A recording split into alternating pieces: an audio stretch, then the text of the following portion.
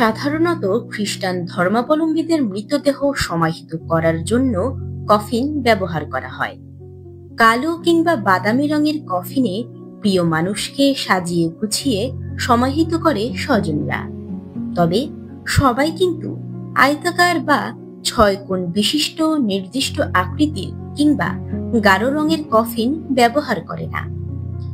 এমন এক সম্প্রদায় রয়েছে যারা শক্তিশালী সিংহ, উজ্জ্বল গোলাপি রঙের মাছ কিংবা উড়োজাহাজের মতো দেখতে কফিনে প্রিয়জনকে পৃথিবী থেকে বিদায় জানায়।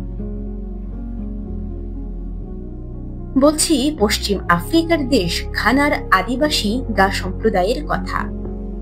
ঘানার দক্ষিণ উপকূলীয় অঞ্চল, বিশেষ করে রাজধানী আকরা এবং এর আশপাশে এই সম্প্রদায়ের বসবাস।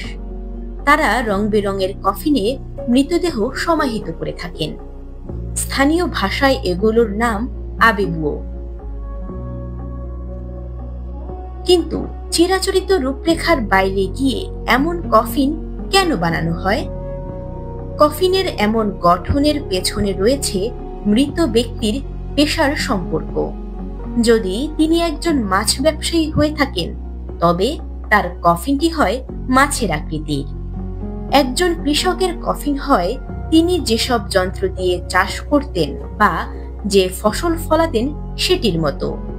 আবার সিংহের আকারের কফিন কেবল সম্প্রদায় প্রধানের জন্য সংরক্ষিত, কারণ সিংহ হল শক্তির প্রতীক। গা সম্প্রদায়ের প্রথাটি এখন পুরো দেশ জুড়ে জনপ্রিয় হয়ে উঠছে।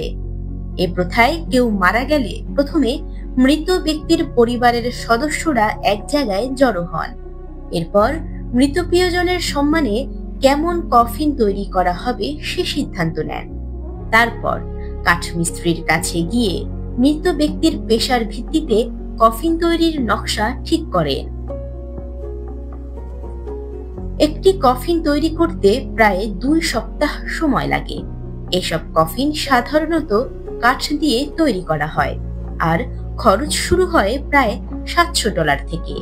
তবে কাঠের ধরন এবং নকশার সূক্ষ্মতার ভিত্তিতে খরচ কম বেশি হয়। আবেবুও নামের কফিনগুলো কেবল মৃতদেহ সমাহিত করার জন্য নয়, বরং তাদের জীবনকে এক কথায় ফুটিয়ে তুলতে তৈরি করা হয়। কফিনটি নিজেই হয়ে ওঠে এমন এক রূপক যা স্মরণ করিয়ে দেয় মৃত ব্যক্তির ফেলে যাওয়া জীবনের কথা।